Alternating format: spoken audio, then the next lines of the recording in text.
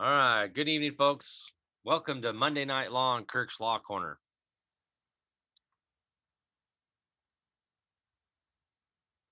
Hope everybody had a good weekend. I had a pretty good time. Still hot, of course. I don't know where it's not hot, except for maybe in Alaska, up there where Cece's at.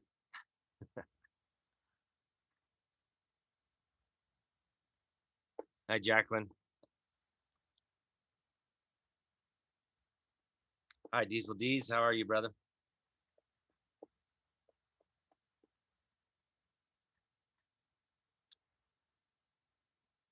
Hi, Brenda. Randall.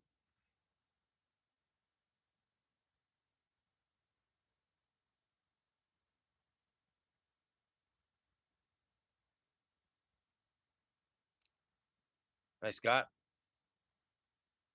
Hi, Linda.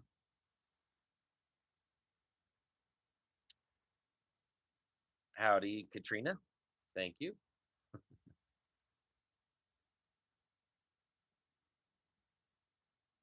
Trisha, you made it for the live. Hi, Kelly. Yes, my birthday is coming.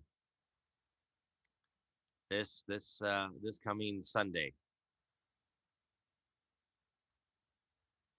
Hi, Ken. Hey, Scott. Constitution Scott.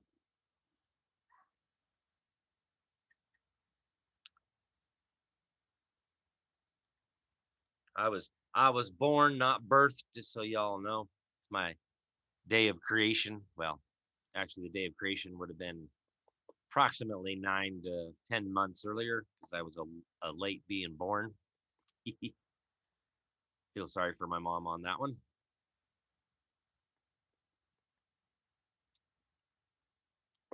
Good job, Randall.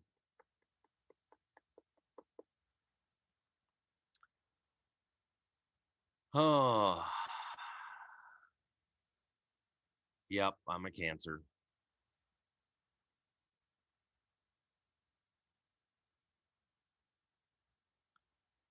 Yep, happy born day. There we go. I say happy day of creation, as we're supposed to be all created in God's image. So I don't use that birth because ships are birthed. They say we came through the birthing canal. Huh. Wonder why that. That's ships, right? Why they say we've been abandoned at sea? I guess the doctor dropped us on our head and on the dock and we fell in the water and we became lost at sea, right? The Holy See, the Vatican.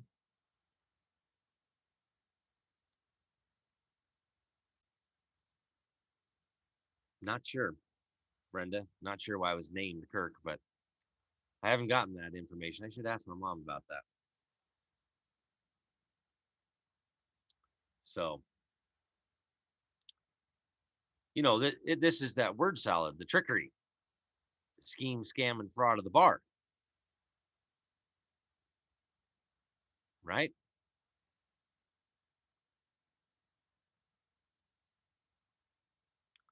This is that word salad of we were birthed like a ship and then lost at sea. So,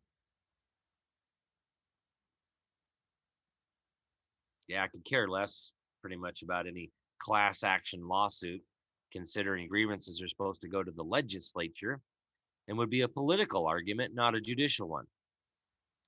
So this is the problem. We've all been taught that we go to the judicial branch when the Constitution and our form of government here, a republic, we're supposed to follow our rights as the law, and our rights dictate that we go to the legislature. And Article 4, Section 4, guaranteed Republican form of government to protect us from invasion and on application of the legislature or the executive, that the legislature cannot be convened for domestic violence, internal insurrection, attempt to overthrow the Constitution, war against people. That's Luther versus Borden. It's already been discussed. It's already gone to the Supreme Court of the United States of America. And they said that domestic violence is internal insurrection. Oh, and it is a political argument, not a judicial one. Uh-oh. So why are we still going to the judicial branch for grievances when in our form of government, proper form of government, and in properly claiming and exercising our rights, we should be going to the legislature for the redress of grievances.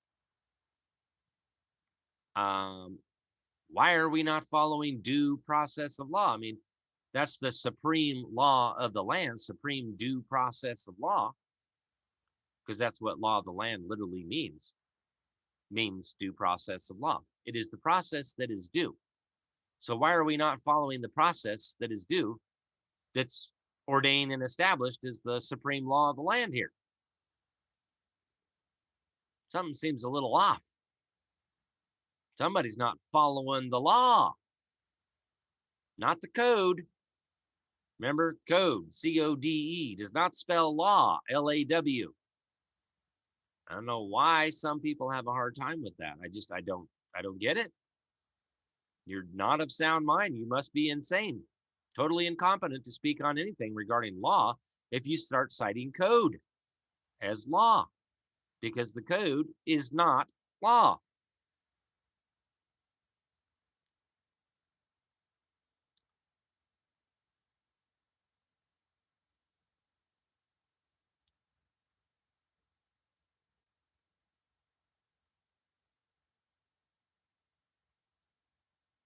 I don't know. I just don't get it. And I don't understand it. There's another word, understand. Well, that means to understand an agreement, contract. Nope, no consent. I don't understand. So,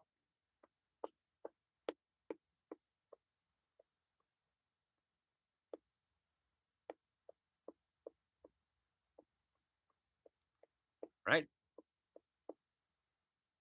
I mean, why does American jurisprudence, volume 16, constitutional law, section 100, mention that bills of rights and those merely declaratory of the common law? Oh, wait a minute. Bills of rights? That's right, because law is that which is laid down, ordained, or established. And the Constitution of the United States of America happens to be ordained and established. So that would be law. What kind of law? Supreme law of the land. Oh, well, Idaho Constitution is established. Again, this leaves laying down the law. Well, how do we lay down the law? Gee, I don't know. Declarations lay down the actual law. And that has to be laid down before government is instituted, right? Because government is fundamentally and principally to secure these rights, the law. Governments are instituted among men, receiving their just powers under the consent of the governed. And again, not everybody is governed by constitutional law.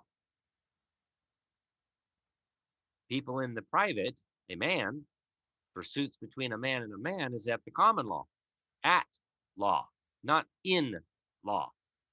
Article 3, Section 2 is suits in law and in equity, which has to do with lands, because that's what it says as it is written when you read it. So the 7th article of the Bill of Rights, declaring the law, declare, D means down, declare, right? Clarify. That's laying down the law. Rights is the law. That's why declarations or bills of rights are just merely declaratory of the common law. See, the common law is actually the lex non scripta, the unwritten law, in the spirit of the law. Oh. And this is all supposed to be self-evident. So it says in the Declaration of Independence that this self-evident, which brings up two maxims of law. Ignorance of the law is no excuse, And to know a thing and to be bound to know it are regarded in law as equivalent. We're required to know the law. It's already supposed to be self-evident. That's why it's called the common law, the common sense law. That's right. It's the law that is common to all. And our rights, again, this is that aggregate of guaranteed rights, property. That's why it's called a common law trespass. And that's why they're unalienable rights. You cannot place a lien upon these rights because they are our property, an aggregate of guaranteed rights. That's the body of law that everything governmental wise was instituted to secure from governmental interference. Not supposed to be trespassed upon.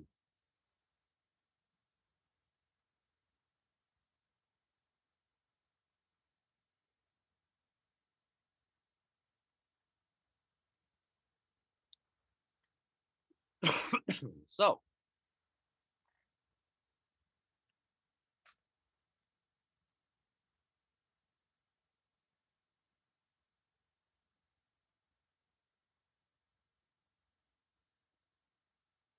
right? Oh, man.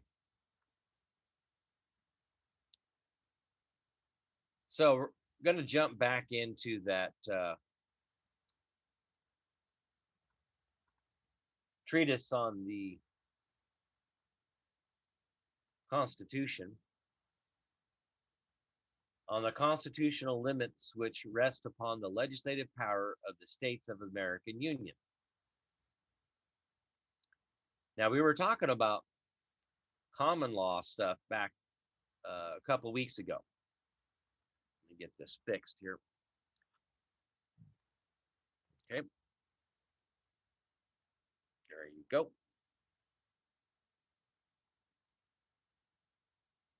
Where'd my mouse go? Come on. There you are.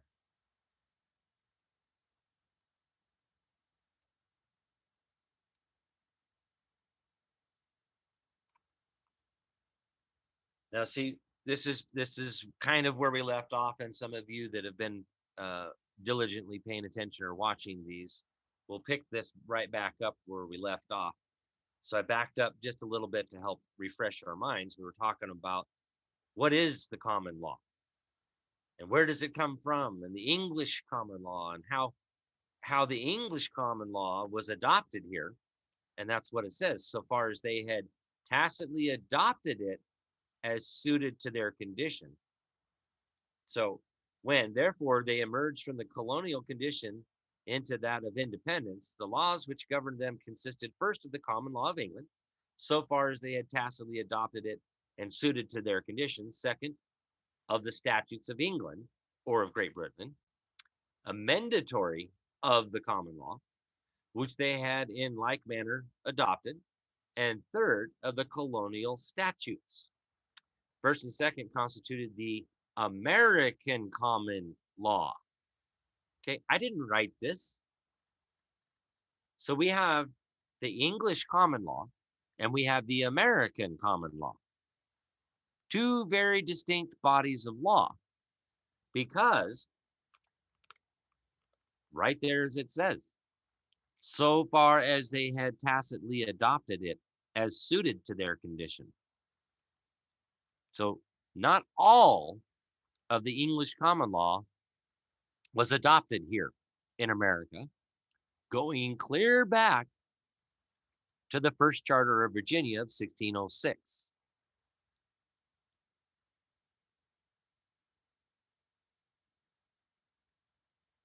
Huh. These facts of law here.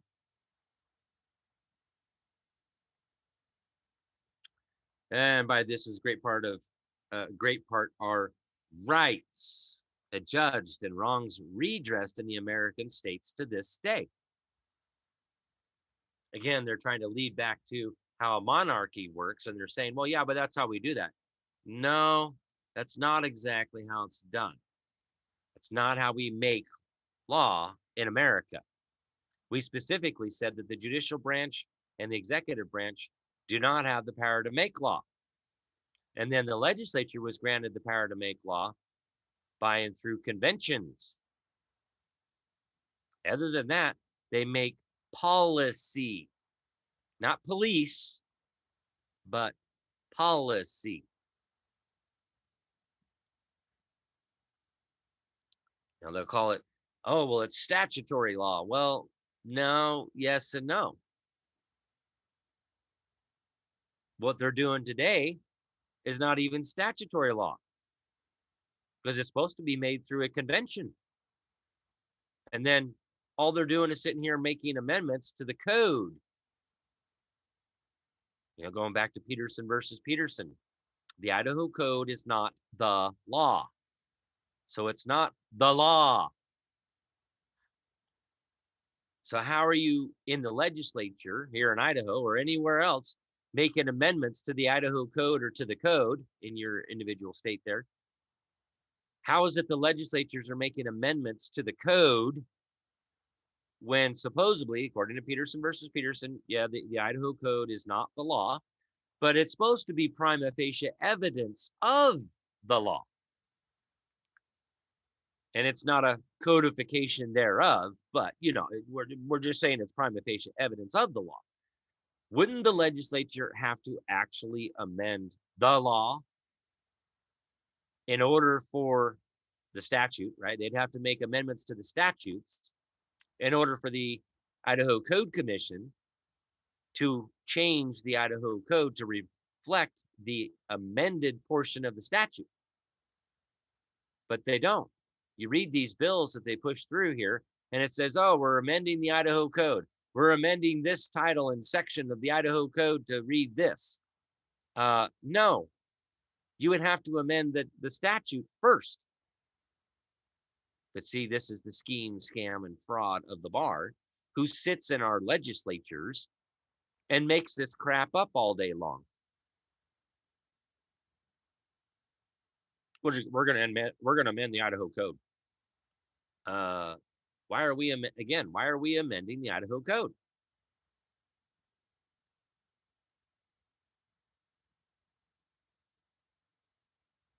Doesn't make any logical sense. Okay. These are footnotes here. Few of the states, to get rid of confusion in the law, deemed it desirable to repeal the acts of Parliament and to reenact such portions of them as were regarded important here. In other words, they repealed it. That's not effective here. And we're going to pass what we want to pass and use over here in America and make that the American common law. See the Michigan repealing statute copied from that of Virginia in Code of 1820, page 459. But there it again, code. Code is not law. So they're already playing around in 1820 with code. Some of the new states, there were also other laws in force than those to which we have above alluded. Although it has been said in La Plianza Bay Harbor Company versus the City of Monroe and Depew, that the ordinance of 1787 was superseded in each of the states formed out of the Northwest Territory by the adoption of a state constitution and admission to the Union, yet the weight of judicial authority is probably the other way. That's because it came first.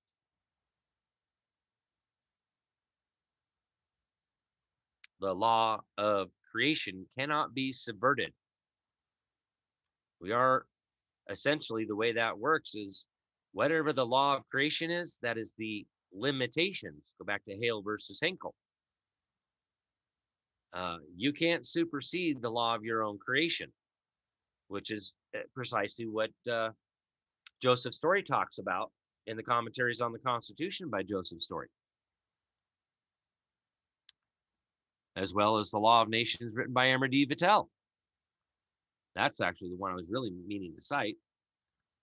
Book 1, Chapter 3, Section 34.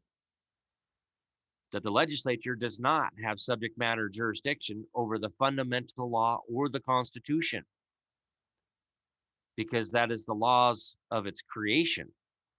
How then can the servants who go in there, how can they alter the laws of its own creation?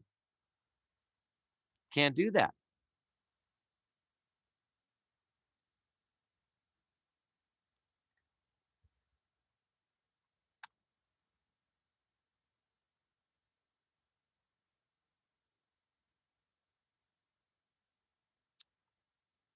We talk in code. Okay, well, there's always a cipher. Where's the cipher? How am I going to decipher the code when the cipher doesn't exist? If you're sitting there making amendments to the code all the time, where's the cipher? How am I going to decode your code?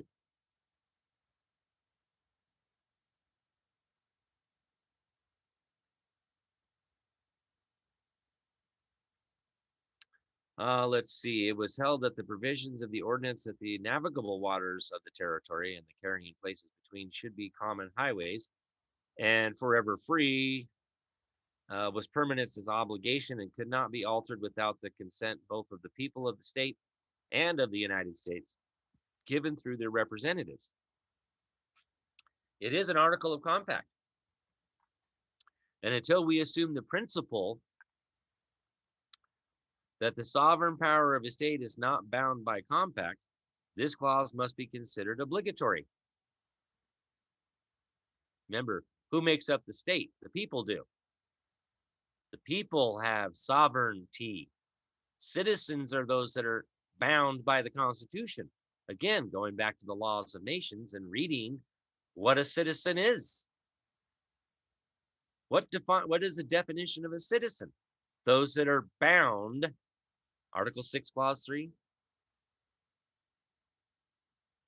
And this is where you give up your sovereignty in exchange for the emoluments of that office. Not everybody is a citizen. So we have to recognize the different statuses. If you're not in a public emolument, you're not a citizen. But you can be one of the people still retaining your sovereignty. Period. Mark, I'm reading from the a treatise on constitutional limitations which rest upon the legislative power of the States of American Union. It was published in 1871.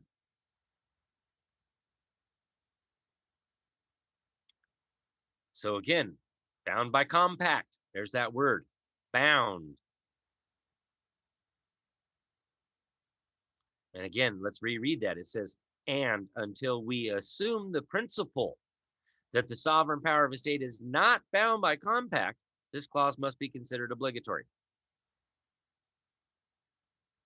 But we're not assuming the principle is wrong. We're assuming the principle that the sovereign power of a state is bound by compact. Of course it is.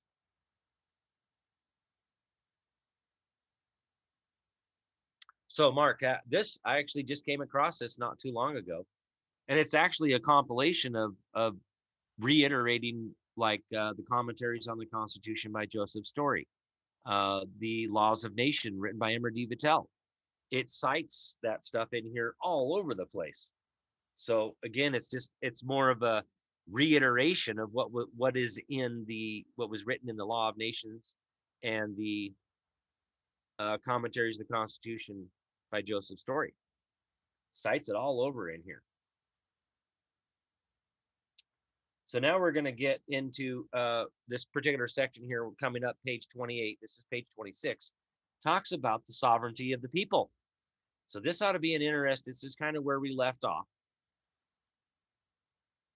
So we're going to continue on reading here. And when we get to page 28 is where we're going to get into the sovereignty of the people. Because, like, I hate to quote the code, but we have ethics in government here in Idaho. Imagine that, ethics in government.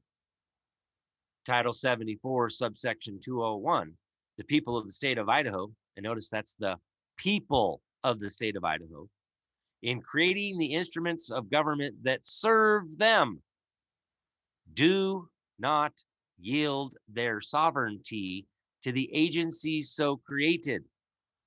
The people have sovereignty. Period. So sovereign citizen is an oxymoron. And to deny or disparage me by using the word sovereign citizen is a slander. Or if you put it in writing, that would be libel. That's criminal in nature.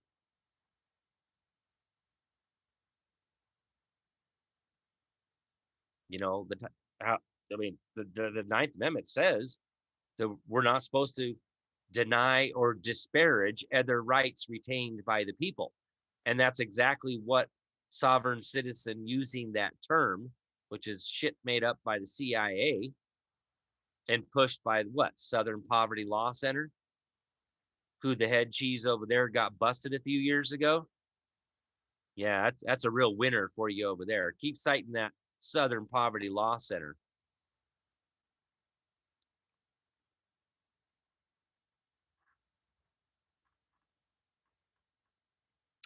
Yes, the Northwest ordinances would be the part of the organic act for each state within the Northwest Territory, except for like Washington, Oregon, Idaho. We're not in the Northwest Territory. We're not under the Northwest Ordinance. So anyways, let's go back to here. Every colony had its own charter emanating from the crown and constituting its colonial constitution. All but two of these were swept away by the whirlwind of revolution, and others substituted which had been framed by the people themselves through the agency of conventions which they had chosen. The exceptions were the states of Connecticut and Rhode Island, each of which had continued its government as a state under the colonial charter, finding it sufficient and satisfactory for the time being, and accepting it as the constitution for the state. But see, there's a little problem here because Virginia was the territory, one of the biggest territory of it all, and where it all started. The Virginia Plan, the Virginia Corporation, and the first charter of Virginia of 1606. That's long before, that's 14 years before 1620, the Mayflower Compact, right? So again, you know, we have 14 years of history of law before the Mayflower Compact of 1620. And being Virginia was the largest portion of land at the time, it did consist of, technically speaking, 6 other colonies. And if you read these charters of Virginia, it says in there that he told the people to go out and to colonize the land within the territory of Virginia. So they left that out right there. Technically speaking, they didn't have their own charters. Now, maybe right up to just before the revolution, yes.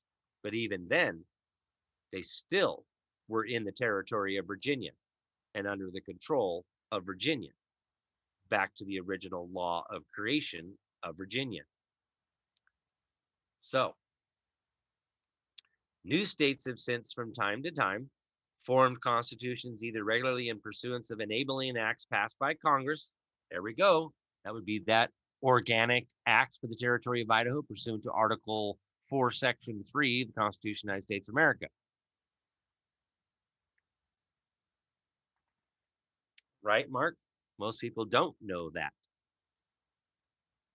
The Virginia Company, the corporation.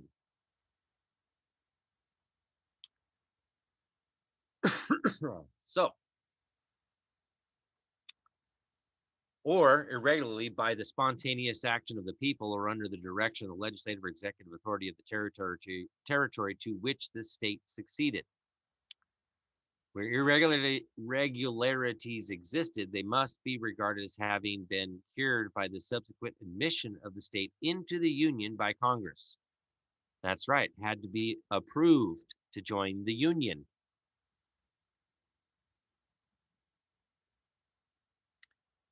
And there were not wanting, in the case of some states, plausible reasons for insisting that such admission had become a matter of right, and that the necessity for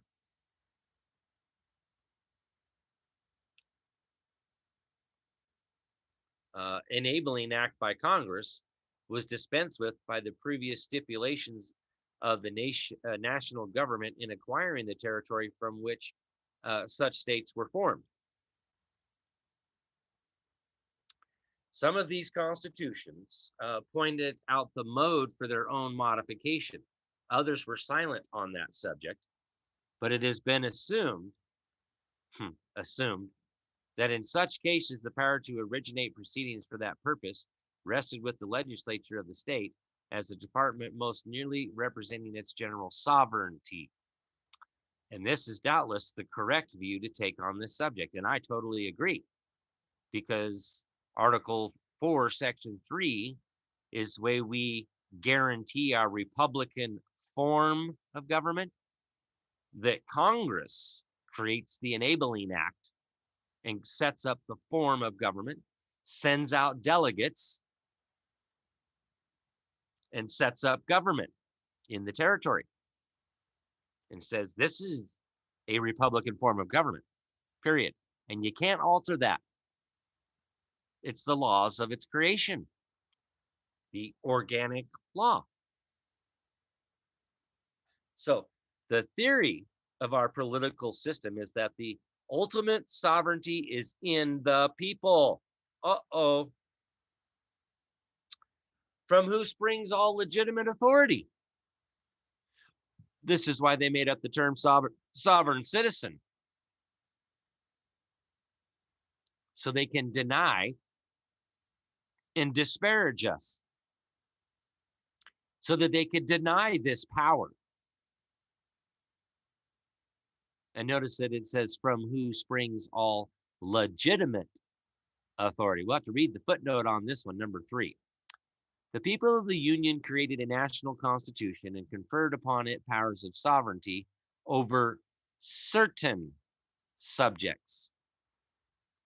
And the people of each state created a state government to exercise the remaining powers of sovereignty so far as they were disposed to allow them to be exercised at all. Again, the Constitution is what grants certain subject matter jurisdiction, whether it's state or federal, it doesn't matter. That's where we give our consent of the governed.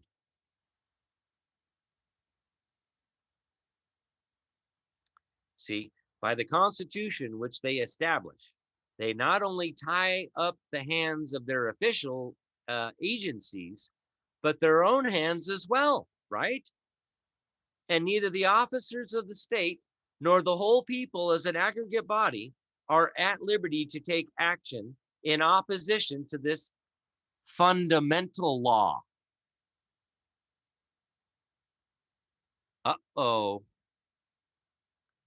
Now, let's hold off right here, because we're going to go back to that American jurisprudence stuff. You know, the science behind American law. How dare we? How dare we go read American jurisprudence? You know, the science behind American law.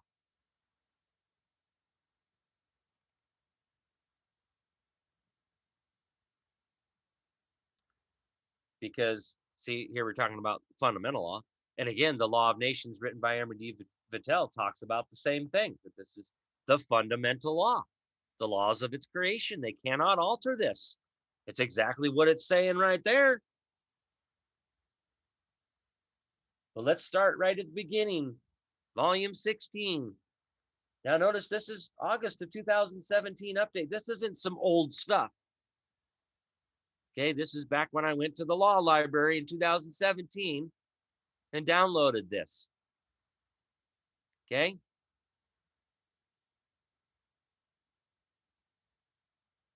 This is the very beginning. Right there. Definition and nature of Constitution and constitutional law.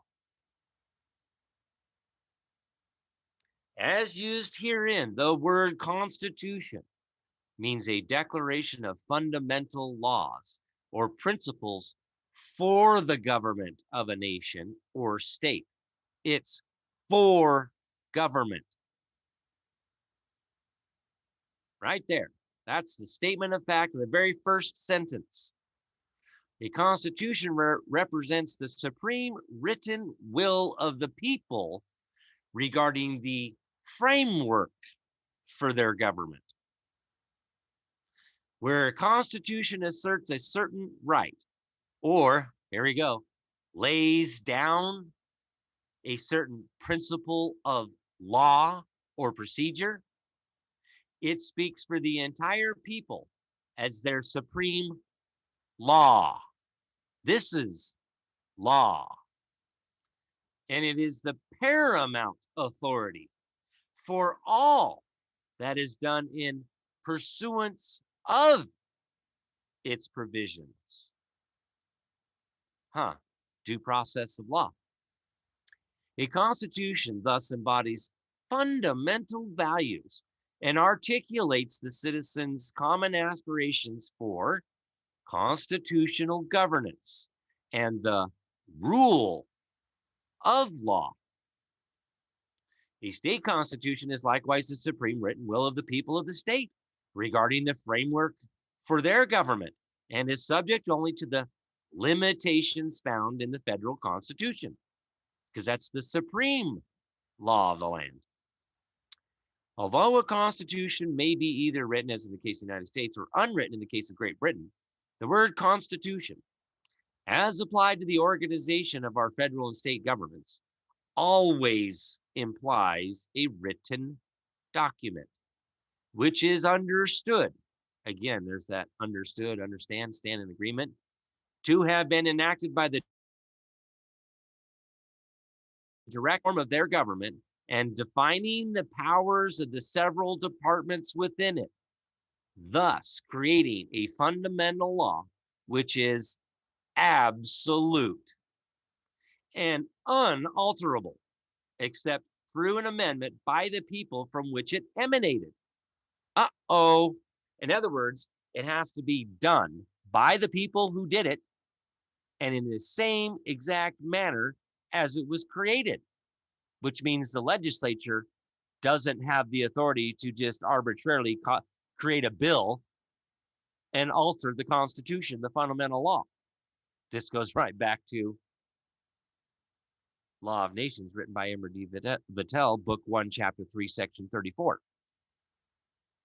That power was not granted because it is fundamental law, which is absolute and unalterable, except through amendment by the people from which it emanated, not the servants.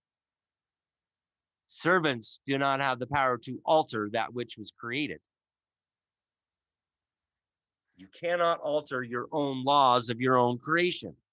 So not just think about that.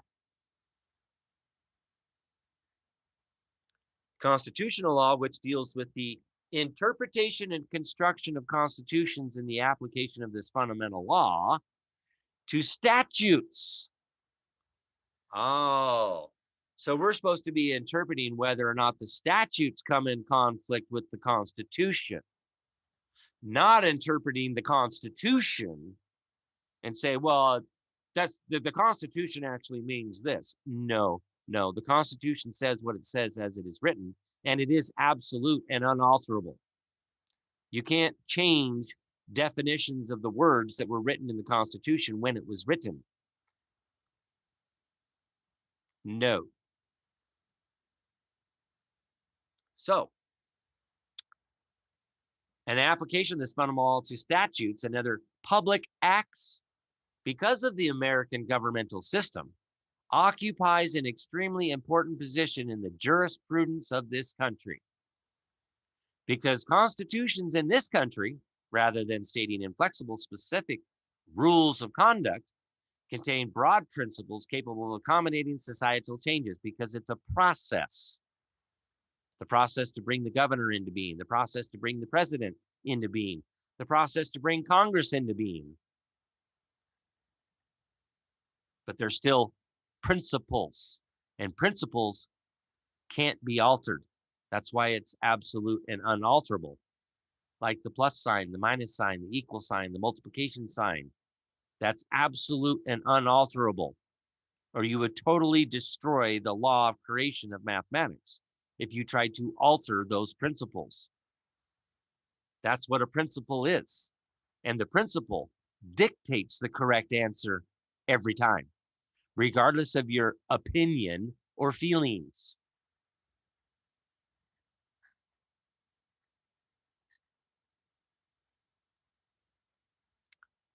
So, we're looking at here, because constitution in this country rather than Senate, thus constitutional provisions gather meaning from the experience of the people, and courts should expect that modern society will mold and shape constitutional principles into new and useful forms. We just stated that it was absolute and unalterable. So modern society cannot mold and shape constitutional principles into new and useful forms. No, they stay absolute and unalterable.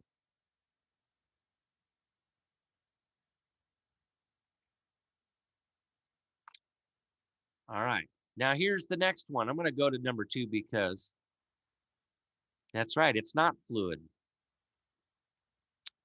Look at that. Marbury versus Madison is the number 1 footnote, plus all these other ones, which is anything that comes in conflict with the supreme law of the land is void for any effect. For anything to come in conflict with the supreme law of the land would be completely illogical. That would have any standing in law.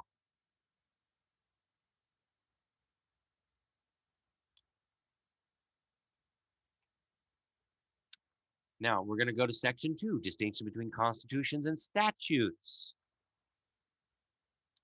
A constitution differs from a statute in that a statute ordinarily provides some details of the subject of which it treats. Now,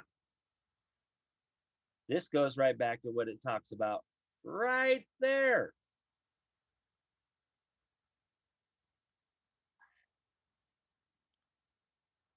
The people of the Union created a national constitution and conferred upon it powers of sovereignty over certain subjects. That's right. Again, nor the whole people as an aggregate body are at liberty to take action in opposition of this fundamental law. You just can't do it. It's fundamental. You can't alter this stuff. This is the bedrock stuff.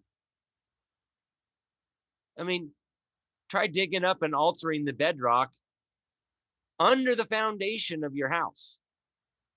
Your house is going to collapse. It's going to fall apart.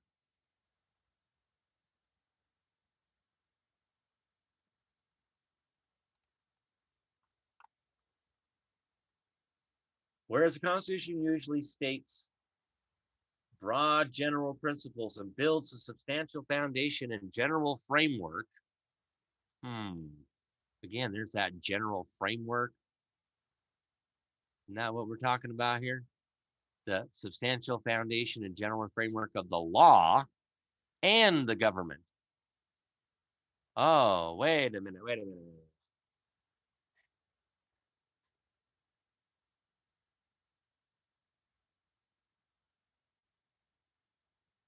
Huh. The Constitution builds the substantial foundation and general framework of the law and the government. But I thought we make law. No, not this kind of law, not real law, statutory law, but it's not even statutory law if they're doing code.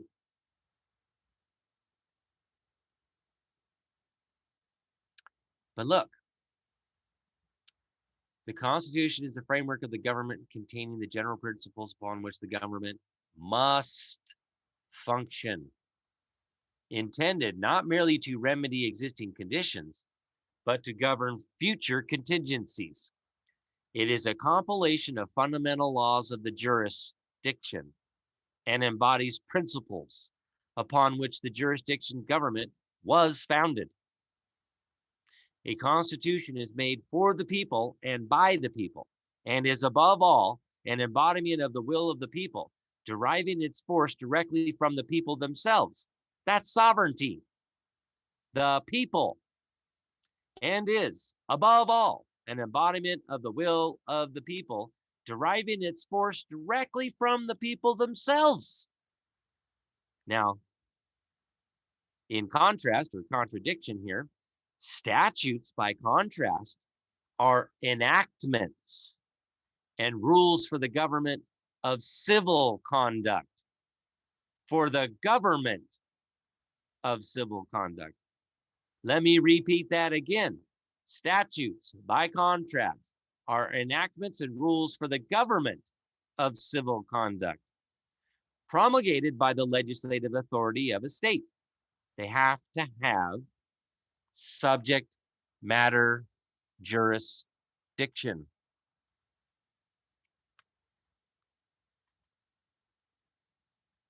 Instead of general principles, the statute provides details of the subject of the statute.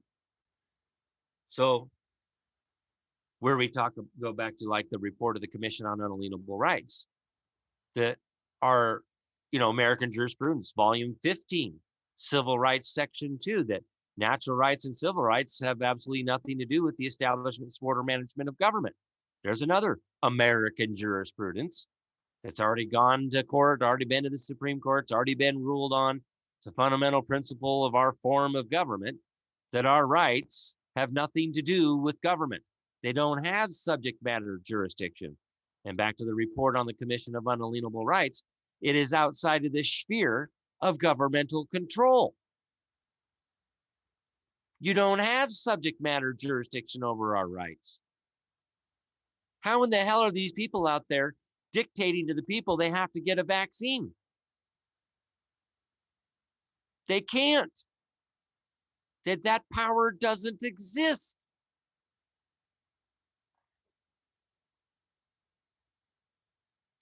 Because constitutions constitute the supreme law, they preempt contrary statutes or rules and stand above legislative law. Thus, where a constitution speaks plainly on a particular matter, it must be given force and effect as the paramount law. And where a statute or other rule and a constitutional provision are in conflict, the constitutional provision must prevail, like the right to the assistance of counsel. That must prevail, as well as no titles of nobility. No man or set of men are entitled to separate emoluments or privileges from the community. The Bar Association is a set of men. You're not entitled to those emoluments. You can't accept the title of nobility of Esquire and provide assistance of counsel because you can't even say that phrase. Well, I'm here to represent you. I'm an attorney. I'm here to represent you. Because they say that we have the right to be represented by a member of the bar. Well, they say you have the right to be represented by an attorney who's licensed to practice law in the state. Again, I've already called the Idaho State Bar. They've emphatically stated that the Idaho State Bar does not issue licenses to practice law. because there isn't one. License is seeking permission to do a thing that would otherwise be illegal, meaning contracts. But see, we have the 6th article of the Bill of Rights that says we all have the right to the assistance of counsel. That's what it says as it is written. It does not say that we have the right to be represented, because that's what they're doing. This is the straw man. They are representing us. It's not represent, it's represent. Which also goes back to corpus juris secundum. I think it's volume 7, section 4, attorney-client, that their first line of allegiance is to the court, to the court, then to the state, and never to the client. That violates contract law.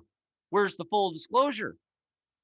All you titles of nobility holding esquires, why are you not giving full disclosure that you can't actually effectively defend them?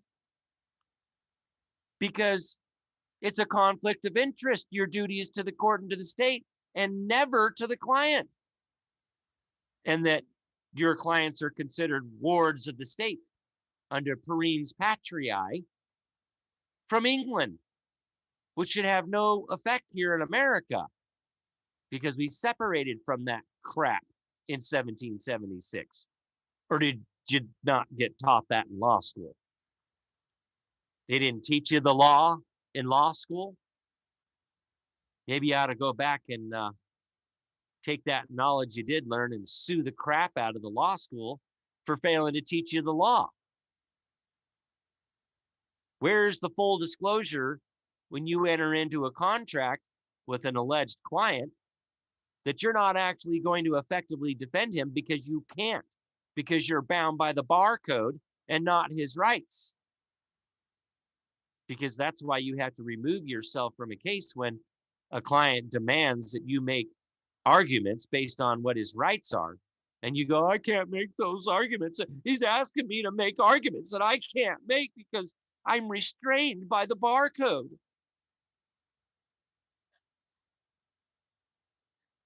The gig is up and your corporate Ponzi scheme's over. You're doing nothing but actively engaged in human trafficking through the birth certificates, social security number, and writing these bonds on the backside of frickin' cases. That's human trafficking part B.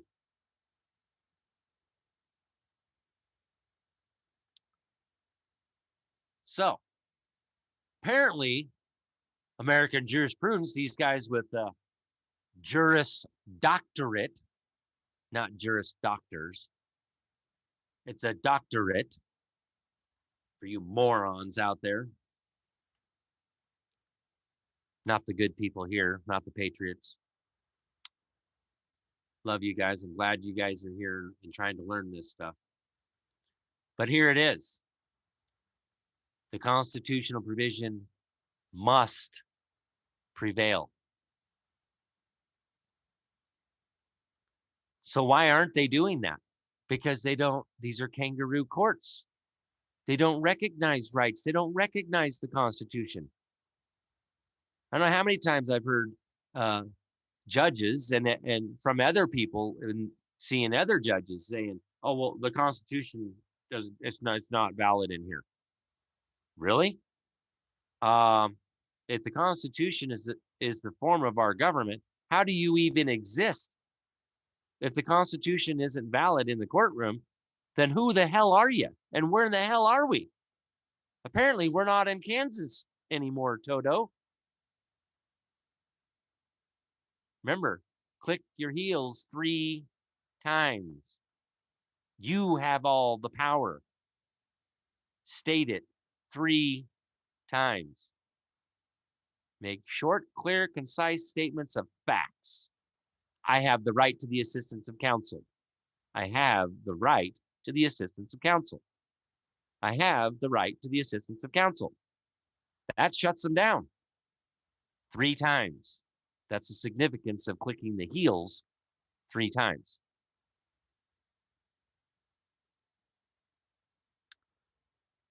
So Captain Obvious here with this observation has been said that the Constitution is but a higher form of statutory law.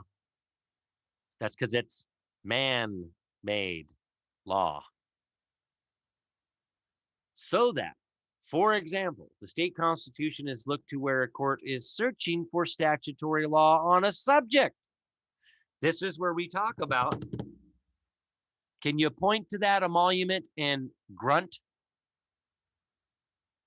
So before we can get to citing any kind of statutory law, you need to point to the subject matter jurisdiction that was delegated in the Constitution itself. Because if you can't point to the subject matter jurisdiction, well, then this court doesn't have jurisdiction at all, personal or subject. That would be substantive due process now, wouldn't it? Yeah. Oh, yeah, that comes before due process of law.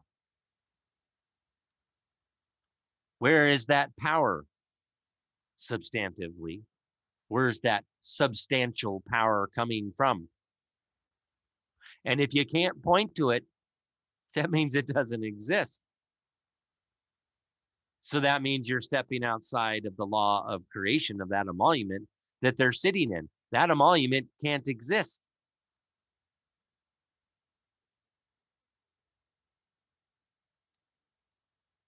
And there is no relevant statute per se. Well, let's go back. It has been said that the Constitution is by higher form of statutory law, so that, for example, the state constitution is looked to where a court is searching for statutory law on a subject. And there is no relevant statute per se. In any event, both constitutional and statutory principles should be liberally construed to further the goal of allowing the people to express their will. But constitutional provisions are supposed to be narrowly construed, not liberally construed, because we're talking about limited form of government, and it is to be narrowly construed, not liberally construed. Now, if we're going to say in the benefit of the people, yes, it is to be liberally construed in favor of the people, not in the favor of government. If you're going to try to say, oh, well, we have this power because it says that here, that has to be narrowly construed when you're assuming powers that you don't have. And when it comes to protections of our rights, it is supposed to be liberally construed as a limitation, as far as wide as possible, to limit our form of government. And again, it's supposed to be for the conduct of government, right?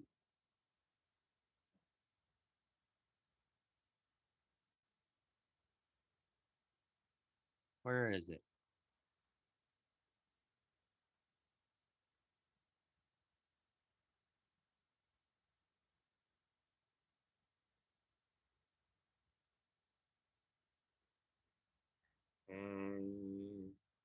Where did it go? Should have been right there. Section 2, right? Foundation of every law, the government comes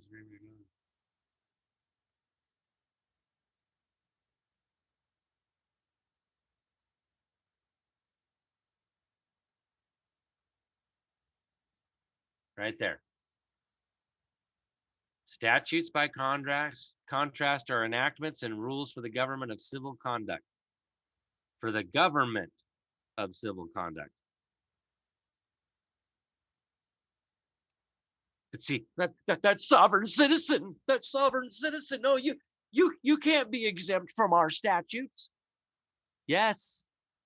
See Hale versus Henkel. This is precisely what Hale versus Henkel is talking about.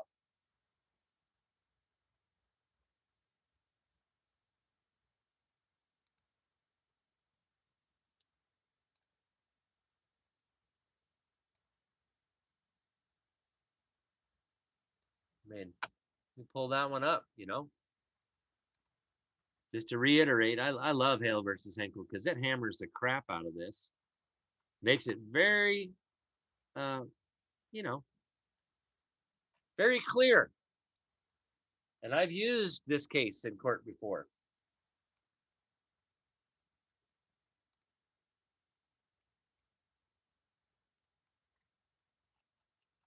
Oops, I got to go to the case.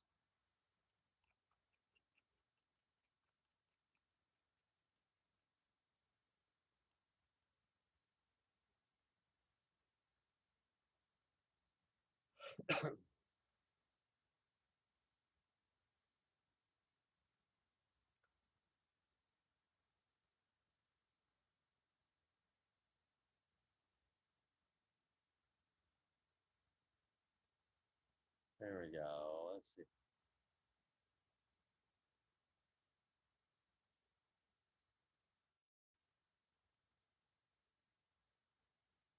Now, again, there's the good one, the Boyd case. Boyd versus U.S. Now, here's the part that I read from. And, they will say, oh, you're taking it out of context. No, let's just read what it says as it is written here. If, this is the if. I know, we got to read it as if. If, whenever an officer or employee of a corporation were summoned before a grand jury as a witness, he could refuse to produce the books and documents of such corporation upon the ground that they would incriminate the corporation itself. It would result in the failure of a large number of cases where the legal combination was determinable only upon the examination of such papers. See, we gave government jurisdiction, personal jurisdiction, over corporations. This is why it's the corporate Ponzi scheme. The all capital letters, the straw man, why they're there to represent us. They can't represent a man because a man is a creation of God. They have to represent the man as a corporation because they only have personal jurisdiction over corporations. Let's read on.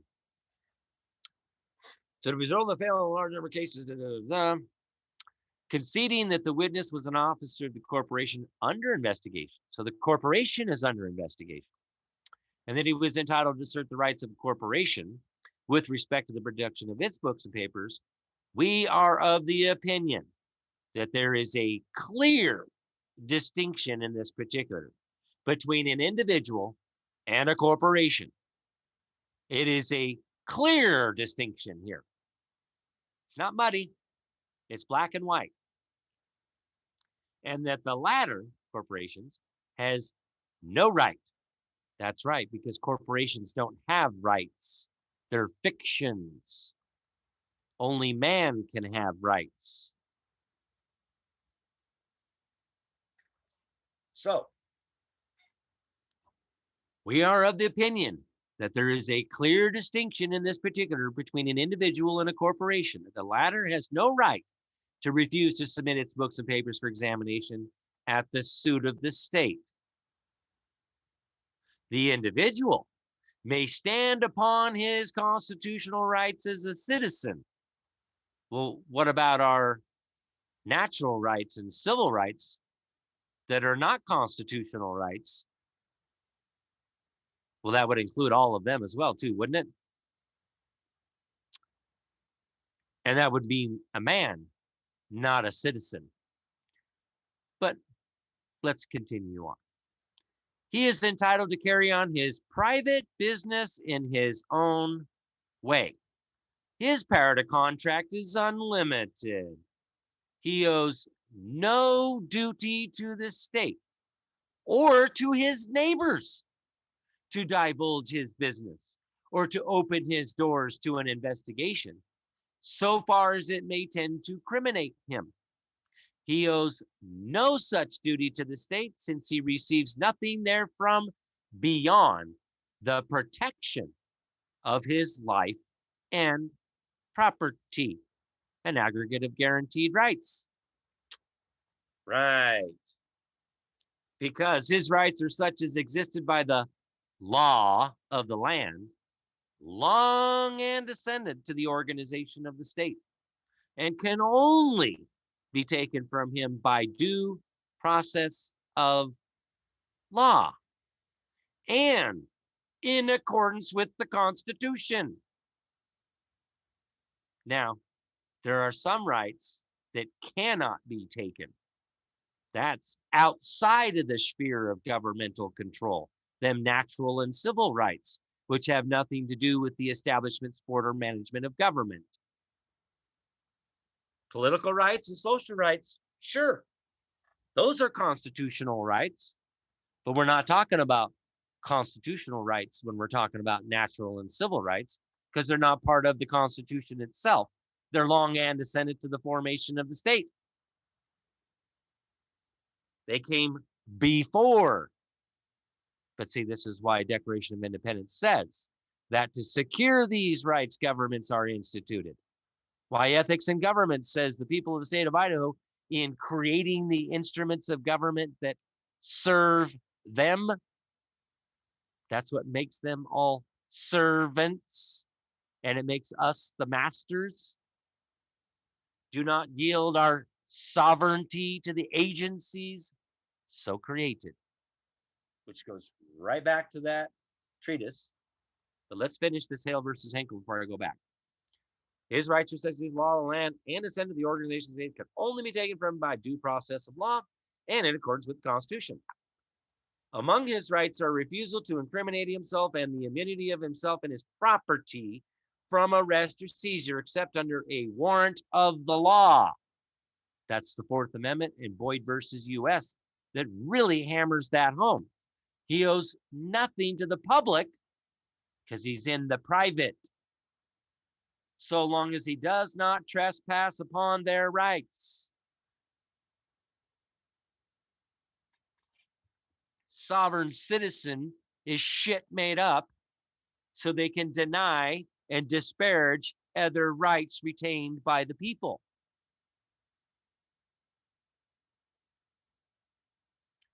So here's Hale versus Hinkle, folks. This is why I don't answer any questions. We're not required to answer any questions. Burden of proof's on the moving party, including jurisdiction, must be proven in writing and on the record. In the record, court of record. So here you go out there, Facebook land.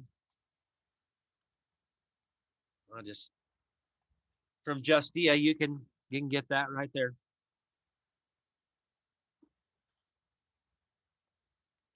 Now here's another part to this, and I actually was reading through this a little bit further. There's some more good stuff on here, but upon the other hand, the corporation is a creature of the state. It is presumed to be incorporated, see, incorporated, for the benefit of the public. Uh-oh. It receives certain special privileges and franchises and holds them subject to the laws of the state and the limitations of its charter. Its powers are limited by law, statutes. It can make no contract not authorized by its charter. Its right to act as a corporation are only preserved to it so long as it obeys the laws of its creation.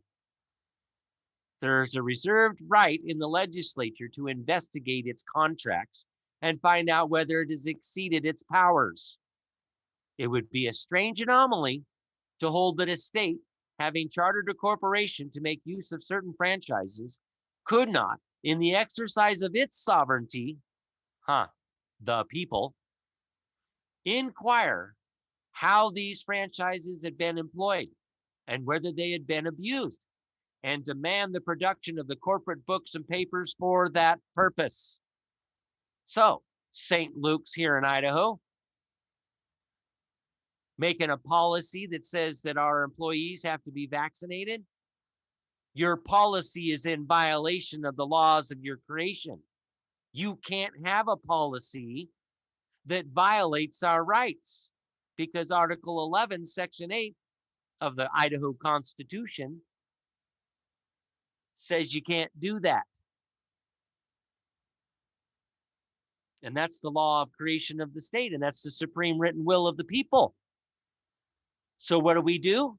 We go to the legislature, like it says right here, like it says in Article 1, Section 10, to petition the legislature for the redress of grievances, like it says in Article 4, Section 4, guaranteed Republican form of government, that we petition the legislature and we have the legislature investigate whether or not St. Luke's has exceeded its powers.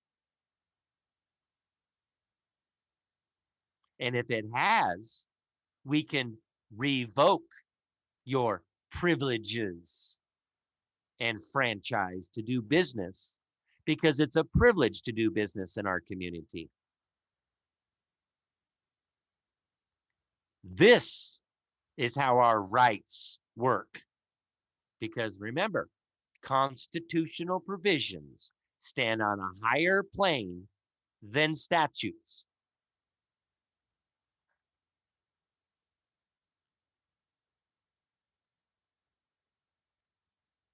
And just to make sure that we're clear on this, we'll just go read it as it is written. First, we, the people of the state of Idaho, grateful to Almighty God for our freedom. We're not grateful to government. We're grateful to Almighty God. To secure God's blessings and promote our common welfare, do establish this Constitution. There's that word, establish. This is law. And here's them, Declaration of Rights, a Bill of Rights, which is merely declaratory of the common law. Here's the law being laid down before we institute government. Imagine that. Here's the law.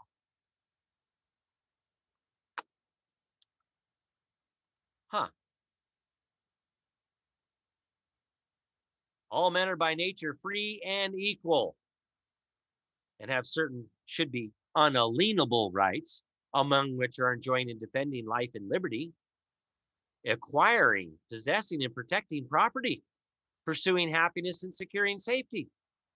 Well, wait a minute. These are rights of man, not rights of persons.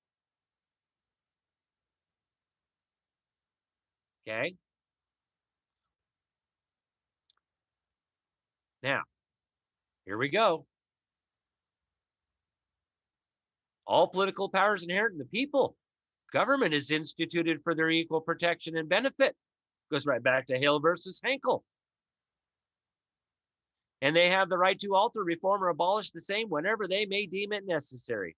Now pay attention. And no special privileges or immunities shall ever be granted that may not be altered, revoked, or repealed by the legislature. It's exactly what Hale versus Henkel just said. There is a reserved power in the legislature to do an investigation into corporations, those special privileges. Oh, I guess that's law. This is rights as the law. These are fundamental principles of law that stand on a much higher plane than statutes. Then we have Article 1, Section 4. The exercise and enjoyment of religious faith and worship shall forever be guaranteed. Again, off limits. And no person shall be denied any civil or political, wait, no person? How did we go from man to person? No man shall be denied any civil or political right, privilege, or capacity on account of his religious opinions. Okay, religious opinions. But the liberty of conscience, that's right. Religion is conscience. We are at liberty to think for ourselves because we're all free and equal, and we all get to think for ourselves. And that would be a deprivation of our liberty of conscience.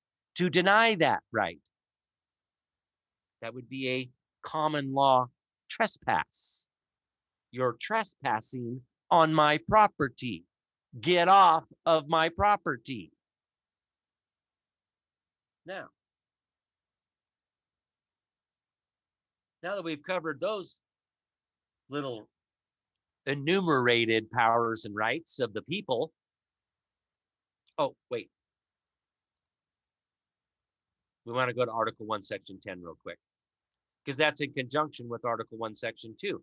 How do we alter, reform, or abolish anything at any time we deem it necessary? Well, we call them into assembly. The right of assembly. The people shall have the right to assemble in a peaceable manner, to consult for their common good, to instruct their representatives, and to petition the legislature for the redress of grievances. So again, the right to assembly has to do with calling them in to assemble so that we can consult for our common good and so that we can instruct them to discharge the duties of their offices as public servants of the people, creating the instruments of government that serve them, do not yield their sovereignty to the agencies so created. That's right. We are the masters. We dictate to them. But you have to follow due process of law, the process that is due. And here it is. You have to petition the legislature, right? Fundamentally and principally. This is a fundamental principle of law here. This dictates the correct answer.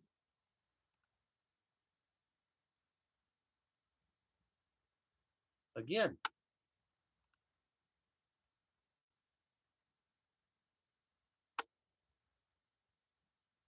no special privileges or immunity shall ever be granted, may not be altered, revoked, or repealed by the legislature.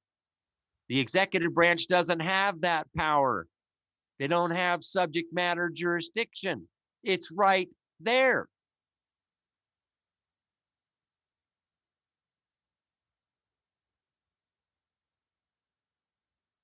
Now let's go to look at the part where we're talking about corporations.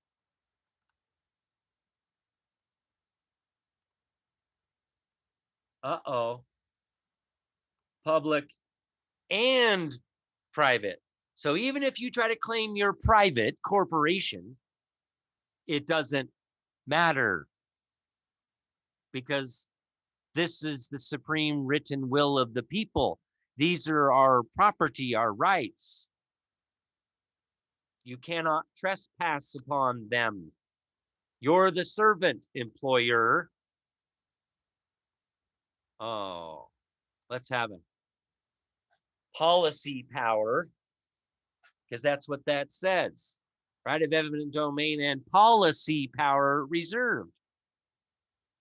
Now, and the policy powers of the state shall never be abridged or so construed as to permit corporations to conduct their business in such manner as to infringe the equal rights of individuals or the general well-being of the state, which is the people and our sovereignty, which the people do not yield their sovereignty to these damn agencies that were created. It doesn't matter. Right there. As it is written. This is a fundamental principle of our form of government. The legislature cannot allow the creation of some corporation, and they can't permit them to conduct their business, such as bylaws, their policy that says you have to take a vaccine or you don't work here no more. No, your policy comes in conflict with Article 1, Section 1 and Article 1, Section 4. Your policy is void for any effect, and now I'm going to go to the legislature and demand that your business license be revoked and shut your ass down. Because that's how it's done through due process of law.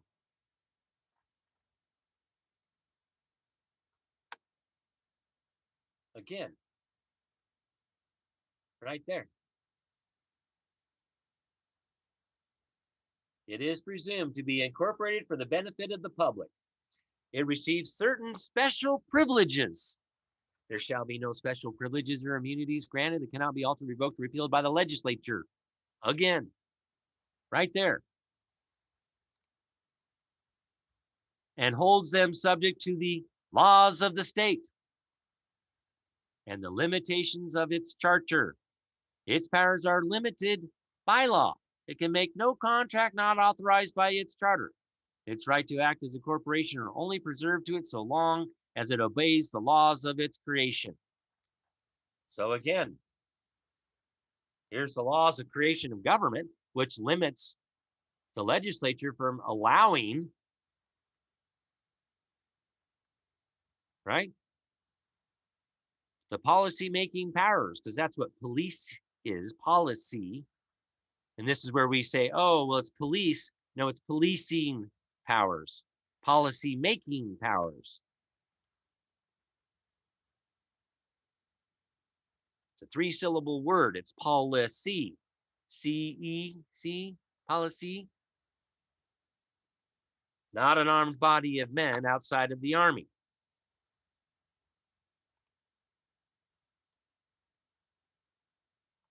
So it has to obey the laws of its creation. And government was created first. Here's the Constitution. Then the corporation was created. Therefore, this is the laws of creation. And like it says, there's a reserved right in the There is a reserved right in the legislature. Who reserved that right?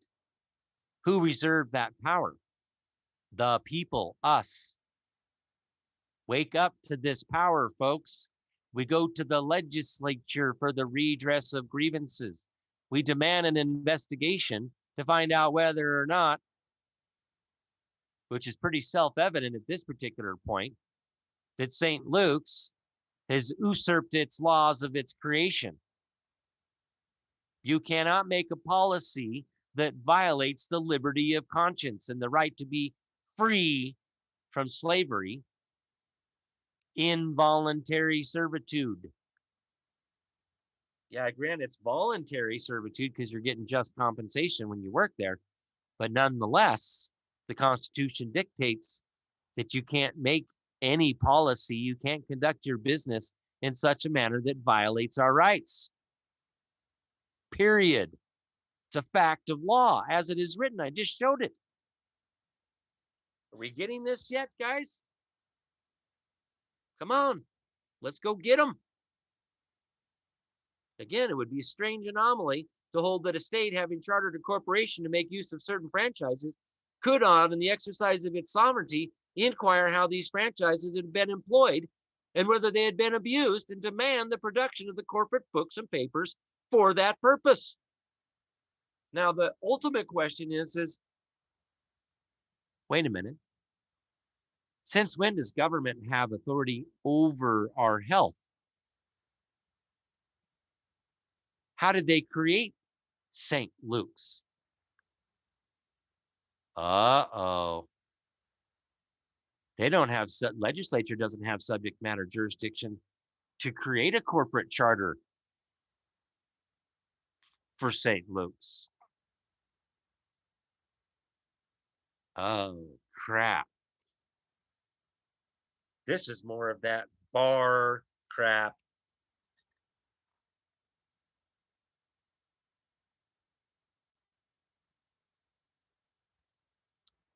Period. Right there.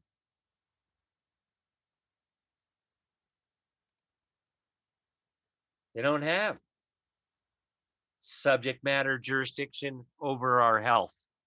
Nowhere did we give subject matter jurisdiction over our health to dictate to us.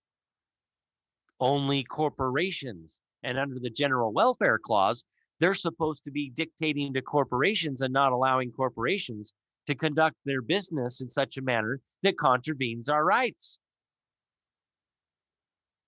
You cannot set up a business or corporation and give them the lawful authority to dictate to the people they have to take anything, because that would take away the right to the liberty of conscience, the freedom of choice. Fundamentally and principally, that's wrong.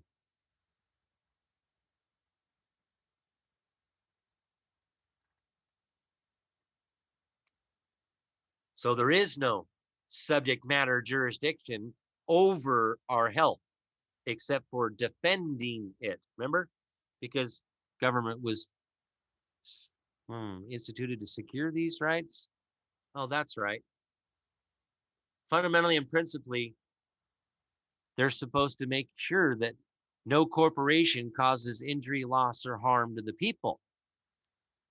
And apparently, they've been derelict in their duties up there in Congress.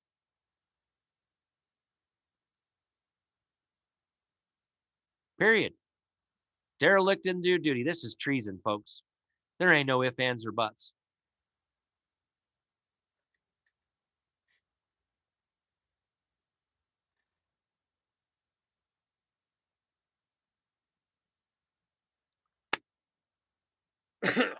All right. So as we can see here, again, sovereignty is retained by the people. And it all emanates from the people. I mean, that's written all over. But again, the theory of our political system policy is that the ultimate sovereignty is in the people, from whom springs all legitimate authority. Let's go down here and read these. This was the claim made on behalf of Michigan, it being insisted that the citizens, under the provision of the ordinance, whenever the territory acquired the requisite population, had an absolute right to form the Constitution and be admitted to the Union under it. Oh, okay.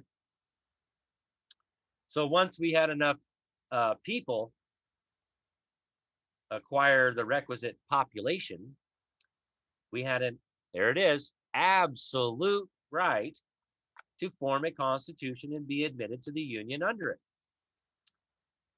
We want to look at number 2. Oh, see Jameson on Constitution and Conventions. That's it. And McLean, J, and Spooner B. Wow. Didn't really want to elaborate on that one too much, did they? Might have to go read those.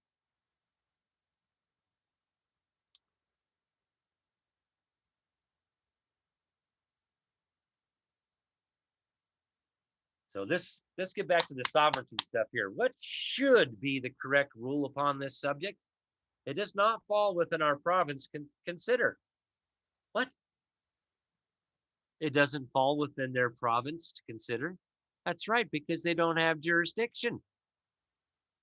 Upon this, men will theorize, but the practical question lies back of the formation of the Constitution, right? And is addressed to the people themselves.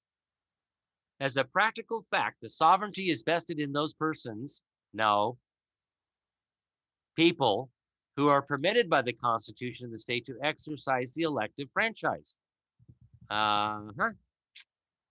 These persons may have been designated by description in the Enabling Act of Congress permitting the formation of the Constitution, if any such there were, or the convention which framed the Constitution may have determined the qualifications of electors without external dictation. In either case, however, it was essential to the subsequent good order and satisfaction with government that those classes in general should be admitted to a voice in its administration, whose exclusion on the ground of want of capacity or of moral fitness could not reasonably and to the general satisfaction be defended. Imagine that. So, okay,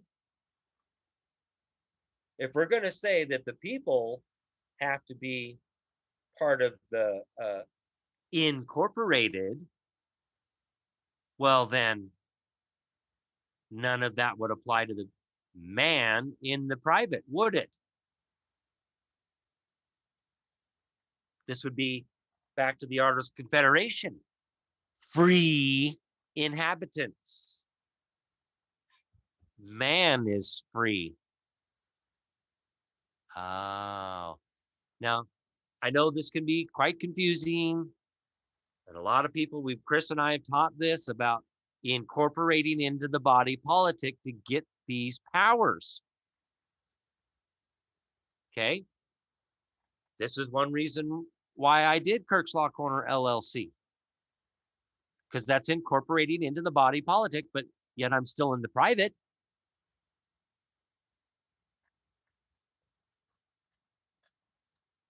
But that gives me the status because now I'm a taxpayer,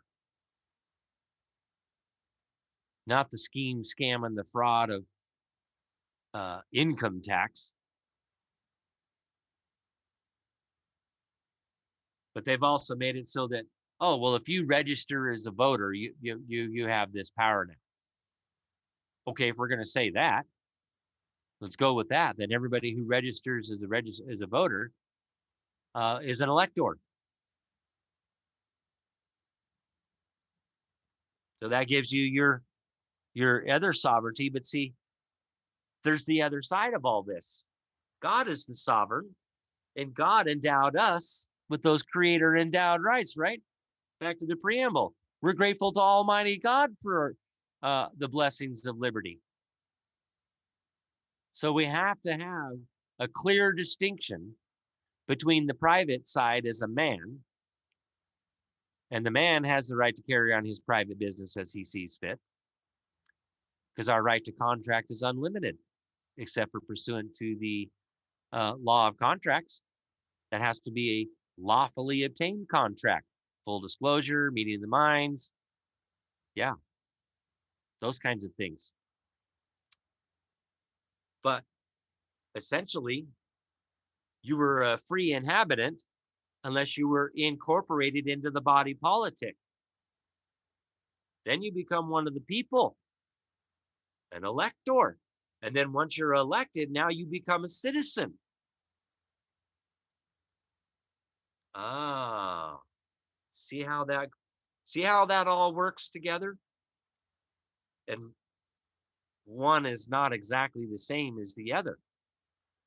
But at the root of all of it, you got to be a man.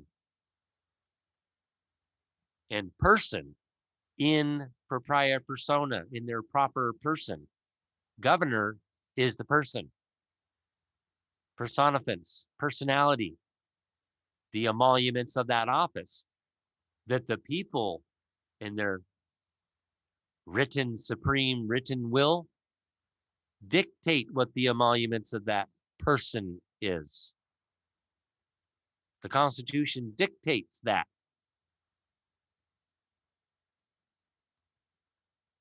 Okay.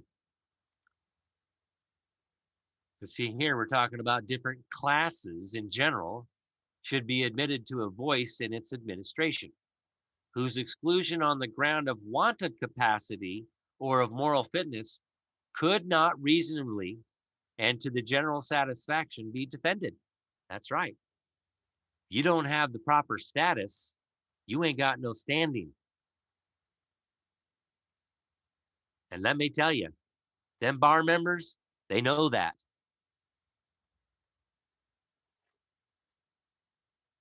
So certain classes have been almost universally excluded. The slave. Oh, wait a minute. If we're all free and equal, that means we're no longer slaves. Because he is assumed to be wanting alike in the intelligence and the freedom of will, essential to the proper exercise of the right. The woman, from mixed motives, but mainly perhaps because in the natural relation of marriage, she was supposed to be under the influence of her husband, and not just influence, but supposed to be protection of her husband. You know, back then, nobody talked to a man's wife. You talk to the husband, you talk to the man. And where the common law prevailed, actually, was in a condition of dependence upon the subjection to him. The infant, for reasons similar to those which exclude the slave, the idiot, the lunatic, and the felon, on obvious grounds, and sometimes other classes for whose exclusion it is difficult to assign reasons so generally satisfactory. So there's a good point here. Felon.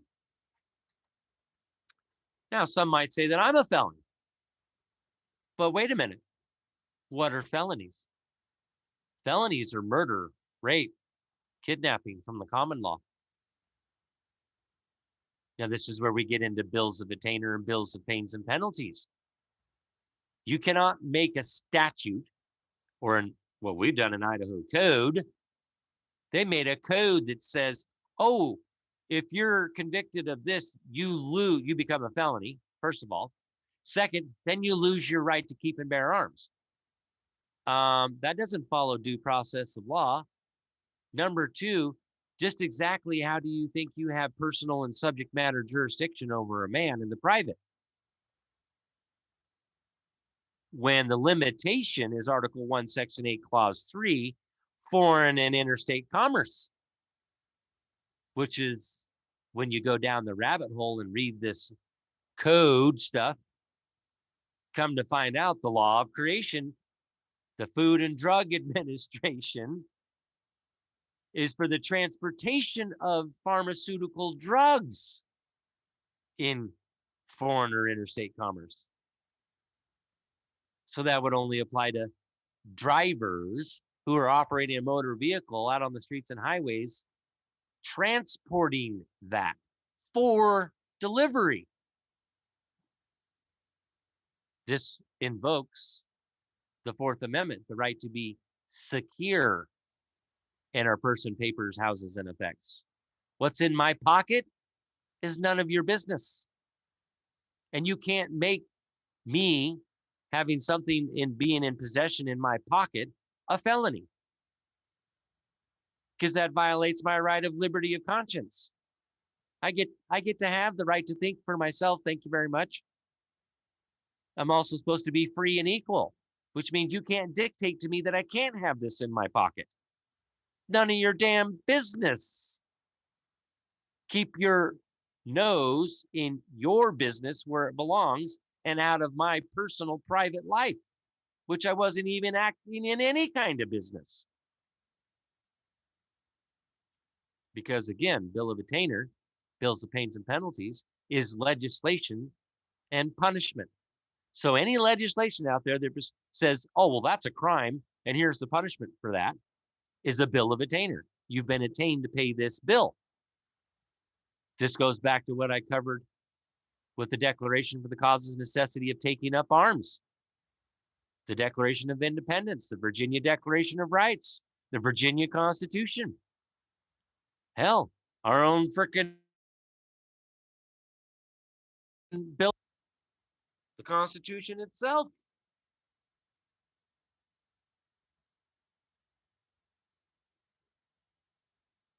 All right.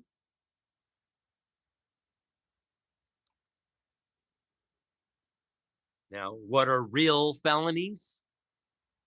Murder, rape, kidnapping, abortion from the common law is considered a felony. This is that rights that long antecedent to the formation of the state, that law that's been laid down long before we instituted government. This is the common law that is common to all. It's supposed to be self-evident. We're supposed to know that you can't commit murder, that you can't rape somebody, that you can't kidnap somebody, that you can't abort a creation of God. It is murder. You can't say on one hand that if a man were to kill a pregnant woman, that's 2 murders. If you're not going to say that abortion is murder.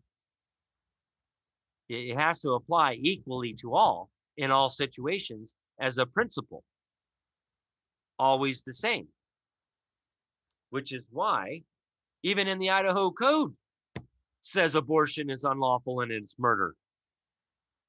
in the code. That's because that's the common law. It's already the law.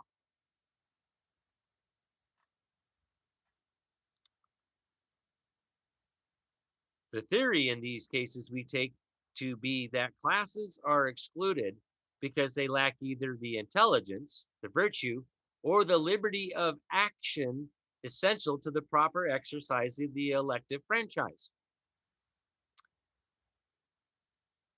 But the rule by which the presence or absence of these qualifications is to be determined, it is not easy to establish on grounds the reason and propriety of which shall be accepted by all. It must be one that is definite and easy of application, and it must be made permanent, or an accidental majority may at any time change it, so as to usurp all power to themselves. Oh, I'll be darned. Right back to Hale versus Henkel, right back to American jurisprudence. You can't do that. We're not a democracy. You can't put the fundamental law to a vote, majority rule. We can't even do that. That's not a power that we retain. We can't do that. That's why it's supposed to be fundamental and absolute and unalterable. That's why it's part of the bedrock. That's below the foundation. That goes before the Constitution. But to be definite and easy of application, it must also be arbitrary. Really? I thought it had to be absolute and unalterable. The infant of tender years is wanting in competency, but he is daily acquiring it, and a period is fixed at which he shall conclusively be presumed to possess what is requisite. The alien may know nothing of our political system and laws, and he is excluded until he has been domiciled in the country for a period judged to be sufficiently long to make him familiar with its institutions. Oh, but they don't have to go to law school to know law? An alien, all they have to do is be domiciled in the country for a period judged to be sufficiently long to make him familiar with its institutions, and it's okay. Races are sometimes excluded arbitrarily, and there have been times when in some of the states the possession of a certain amount of property or the capacity to read were regarded as essential to satisfactory proof of sufficient freedom of action and intelligence. Okay, well, I can read. I can comprehend what I read. I mean, crap, all through school, that's what was proven. Top of my class, top of my school, both in reading and mathematics. Take the IQ test, going in the ASVAB, going in the Marine Corps. You know, they flat out said, holy crap, your ASVAB scores off the charts. You have an extremely high mechanical aptitude. Hey, we want to put you over here in the computer stuff. We don't want you being a grunt. We don't want you being a tank driver. We want you working with computers because you're a highly intelligent man. And then again in 2007, documented, highly intelligent man. So I'm pretty darn sure I'm capable of learning and reading and comprehending the law as it is written. I don't need to go to school to read this and comprehend this. Clearly, an alien doesn't have to do that. And neither does a child. Right? Or I should say infant. The infant of tender years is wanting in competency, but he is daily acquiring it, and at a period is fixed, right? At which he shall conclusively be presumed to possess what is requisite. And age is what it is. Some say 14, pursuant to the common law. Some instances it's 18, and some instances it's 21. For sui juris, of lawful age is 21. At 21, we're supposedly considered, that would be that, and a period is fixed at which he shall conclusively be presumed to possess what is requisite. Doesn't say anything about having to go to law school there, does it?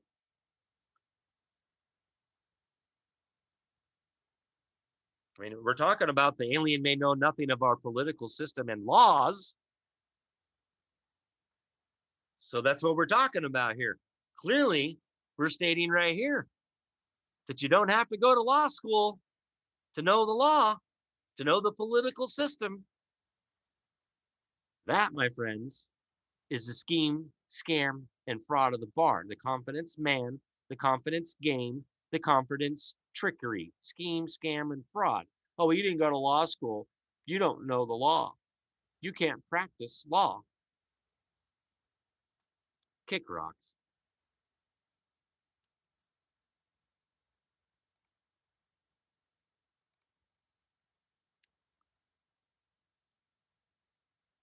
Utter and complete bullshit. Call it out for what it is.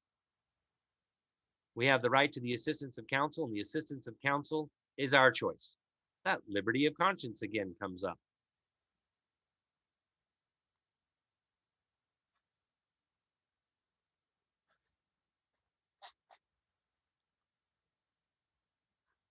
So, hope you enjoyed the show tonight.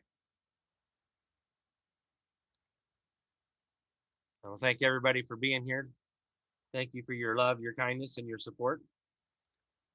And I'll pray for the trolls out there. Pray for our enemies, that you have an awakening, you have an epiphany up there in your feeble mind, that you comprehend this stuff, because clearly you do not, because you clearly haven't read what I have.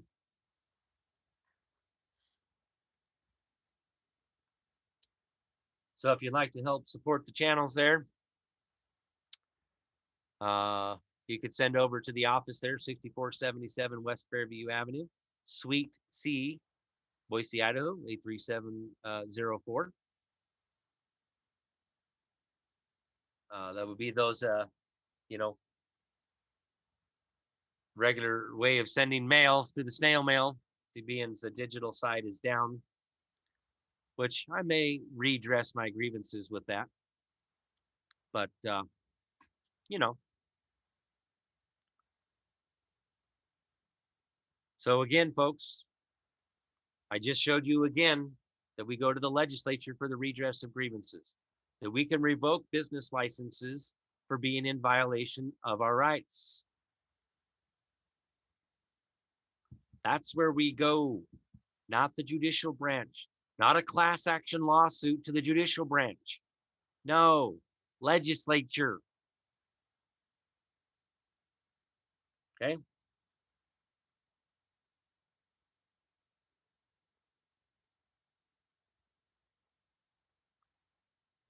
All right. So I know, right?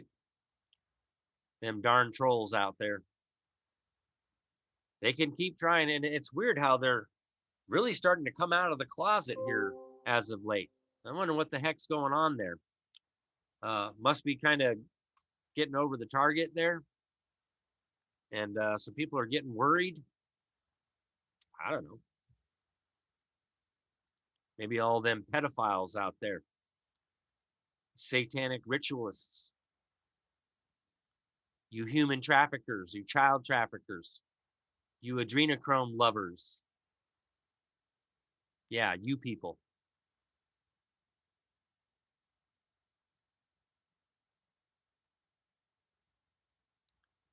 I know for a fact they're coming for you. Have been for some time, and you probably already know. But have a good day. All right, much love, everybody.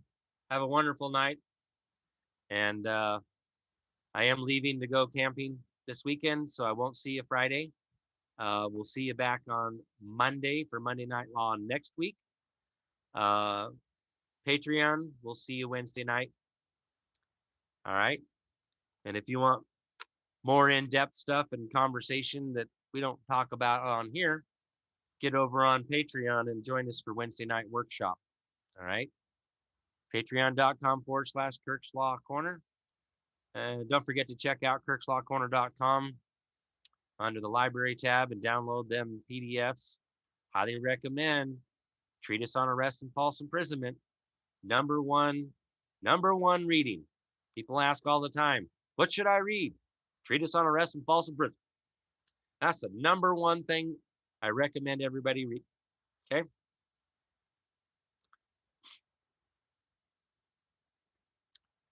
All right. Much love, everybody. Thanks, fellow patriots, for being here. And let's make it happen, folks.